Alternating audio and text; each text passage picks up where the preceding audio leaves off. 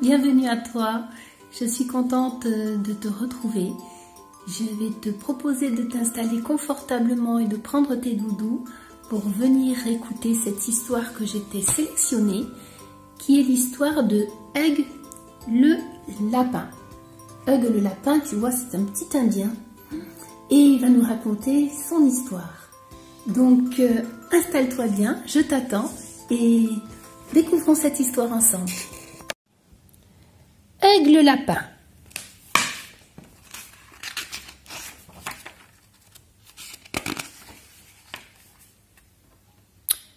Hug, papouze.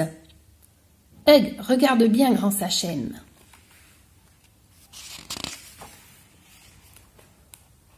Il pleut, il mouille, c'est la fête à la grenouille.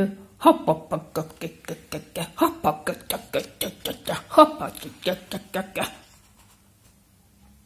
Mais c'était quoi ça? Parce que ça se voit pas peut-être? C'était la danse de la pluie. Mais ça n'a pas l'air de marcher terrible.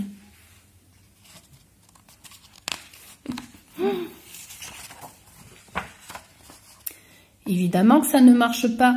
Ce n'est pas du tout comme ça la danse de la pluie. C'est beaucoup plus long, la danse de la pluie. Oh, ça va. En tout cas, c'est super fatigant de s'agiter en hurlant des trucs. Des fois, il y en a vraiment marre d'être un Indien, tu sais. D'ailleurs, je peux te poser une question au grand Sachem? Bien sûr, jeune papouze. Tu veux savoir comment le grand Manitou a créé la terre, la lune et les étoiles et tout ça? Non.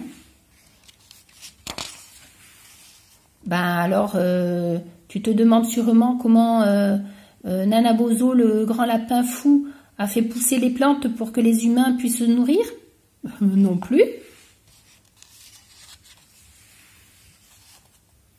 Tu veux savoir pourquoi l'oiseau tonnerre fait autant de vacarme en battant des ailes et des éclairs en clignant les yeux? C'est ça? Oh là là, mais non, c'est pas ça.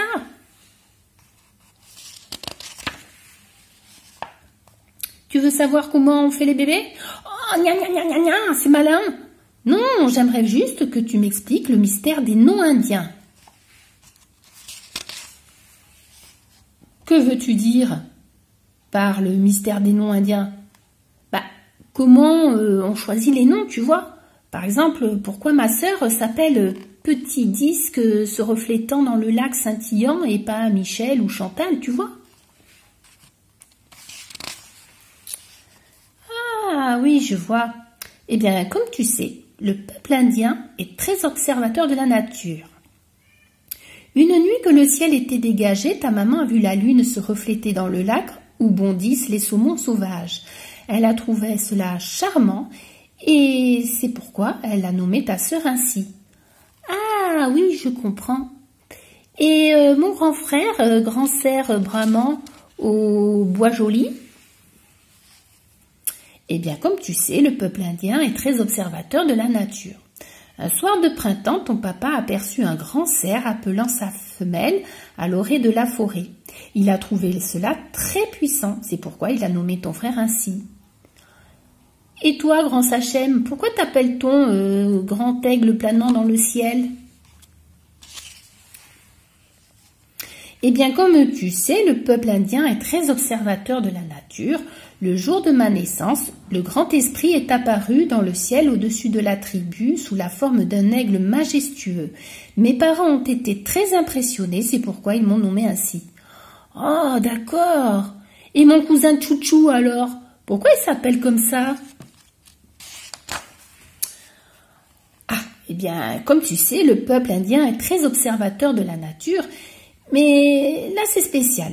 Le vrai nom de ton cousin, c'est cheval de fer qui hurle dans la plaine en grinçant tout en faisant de la fumée et en lançant des éclairs sur les rails. Oh là là, grand Sachem, mais c'est hyper long comme nom. Ben, c'est pour ça que tout le monde appelle ton cousin Tchoutchou. Ah d'accord. Merci, grand Sachem. Mais dis-moi, oui, grand Sachem. Pourquoi toutes ces questions? Vilaine mouche tombée dans ma soupe. Oh. Donc, si tu comprends bien l'histoire, Petit Lapin, en fait, s'appelle Vilaine mouche tombée dans ma soupe. Donc, on peut pas dire qu'il a un très joli nom d'Indien. Voilà, cette petite histoire est terminée. J'espère qu'elle t'aura plu, qu'elle t'aura fait un petit peu rigoler.